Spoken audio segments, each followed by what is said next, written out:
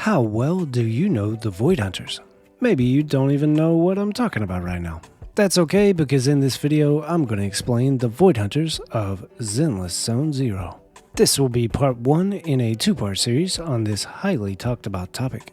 In this video series, I will answer 3 big questions. What is a Void Hunter? Who were the Void Hunters? And question number 3, well, you'll just have to wait to the end of the video to find out that juicy bit of information. I am very excited to talk about this, so let's get in it. As I said, the first question we want to answer is, what is a Void Hunter? To find out the answer to this question, we will have to go on a journey to the past. How far in the past? That's unclear. But at least to the founding of the city of Eridu. Not New Eridu, the old Eridu. The very complicated origin of the Hollows goes back possibly hundreds of years. But I think through all of my research that the founding of the city of Eridu goes back about 40 to 50 years. The area where Eridu is built is not exactly friendly to the survival of humans, but seems to be a little bit more manageable than possibly the entire rest of the world. And after some very smart people figured out how to harvest ether energy to do their bidding from the hollows themselves, Eridu was constructed and thrived with this newfound energy. That's definitely not the end of the story, no, just the beginning, because during this time, and just like today, the hollows were growing. And growing rapidly. That's where the Void Hunters come into play. Most of them were unaffiliated with the current military.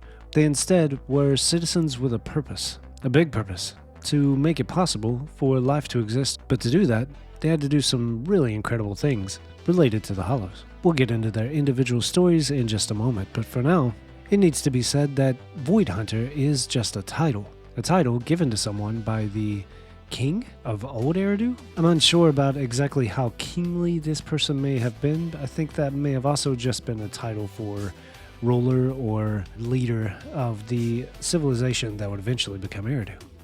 And the process is the same today with the highest ranking member of government, that being the mayor of New Eridu. If you are someone who did something great in the defense of the city or in the furtherment of mankind, through the detriment of the Hollows, you earned yourself a title known as Void Hunter, aka City Defender. This doesn't necessarily mean that you are a strong fighter.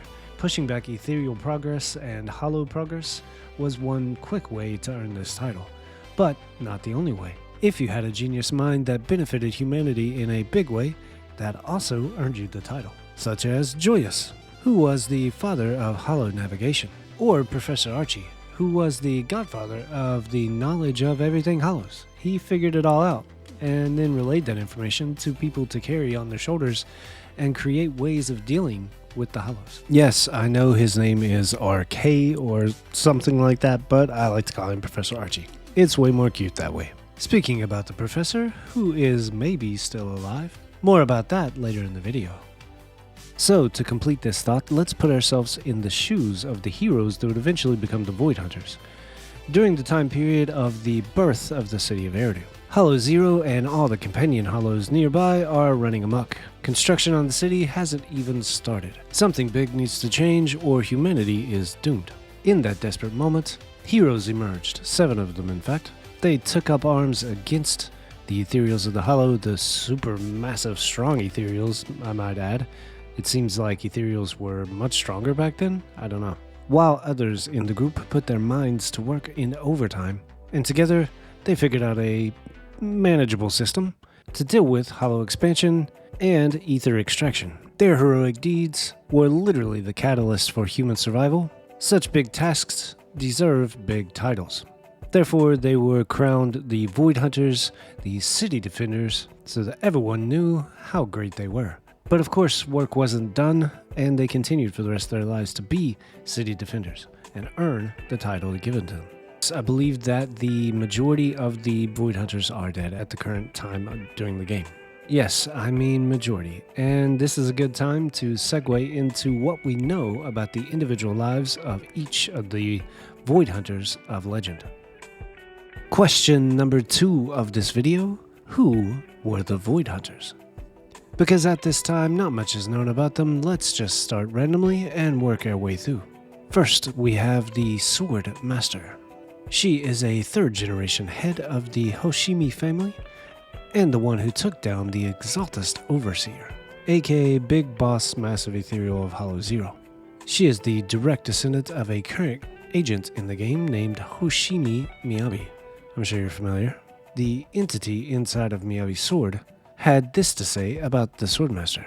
She is the second most arrogant human to ever exist, the first of course being Miyabi, both of which are very confident and even arrogant in their abilities. Continuing on, we have Lady Sunbringer. She is the eradicator of the Hive Lord Hollow in the Sky. Yep, a big hollow hanging in the sky, she defeated it and wiped it completely out. And also the former CEO of Marcel Group. This is a company that she ran, where she was credited as the inventor of Bang Boos. Next is the not-so-joyous looking Joyous. He is the creator of the standard for hollow exploration routes, aka Carrot Data, and is credited with going through the Divine Maze. Don't know what that means, but I think it refers to the fact that he dropped himself in a hollow and made it out alone. Super intelligent, super adventurous. He's also kind of a figurehead for modern-day proxies. Bell and Wise really look up to him as some form of hero. And sure, why not? Before proxies existed, Joyous was the OG. Next is Colonel Vike. Alongside Lieutenant Colonel Dan and the leader of the Falkenhayn mercenary group, they push back the Dark Wall by 37 kilometers. The Dark Wall being a hollow. 37 kilometers is a massive amount of space to open up by yourself if you are literally going ethereal to ethereal and shrinking the hollow. In doing this, they literally freed the area that would be the city of Eridu. Next is Lieutenant Colonel Dan of the Guard of Staves. Apparently that's some kind of mercenary group. His appearance is very catching. He's huge. He's also an intelligent construct, aka a robot. Moving on, we have the leader of the Falkenhayn mercenary group. She doesn't have a name. They just don't give her a name, not yet at least. She bears a striking resemblance to someone else that you might be familiar with in the game. There's a lot of theories surrounding her that she's some kind of ancestor to Nicole. I don't know about all that, but it would be really cool if it were true. Finally on the list we come to Professor RK. He is the one who discovered the common characteristics of hollows and also the founder of the Helios Academy, where Bell and Wise got their education, in everything from regular schooling to hollow-related subjects, under the tutelage of teacher Carol Arna, who will go on to be a catalyst in the fall of the Old City and the creation of New Eridu. She's pretty much why Bell and Wise are doing anything in the game at the moment. So that's what we know about the 7 original generation of Void Hunters. Yep, they're just Generation 1 because the title continues on. Currently, we only know of one other Void Hunter to carry the legacy, that being Miyabi, Hoshimi Miyabi. She's currently the only modern-day Void Hunter. I think she earned this title due to the fact that she's just so bold and enters the hollows freely and can take down the big baddies inside solo. There's lots of heroes in the story of Zenless Zone Zero, but Miyabi kind of outclasses them all at the moment. She's the closest thing we have to a modern-day city defender. The HSOS-6 unit was designed purely to support her alone. If Zenless were a turn-based RPG, Miyabi would be a roguelike character with massive attack potential, and everyone else would just be white mages, casting cures to keep her alive and support her along the way. As I said before, arrogant. She has crazy main character energy.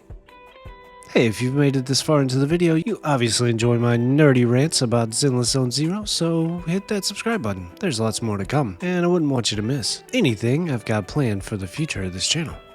So that sums up question number 2. Here's question number 3. You've waited so long. I'm so proud of you. Will there be any future Void Hunters added to Zenless? This is a topic I want to go into a little bit of depth about, so that's why I've planned a part 2 to the video that you're watching, where I can answer that question in much more depth. I hope you look forward to that and join me in the near future when that releases. Thank you guys for watching. I appreciate you. I love you. And until next time, proxies and bang boos, I'll see you in New Eridu.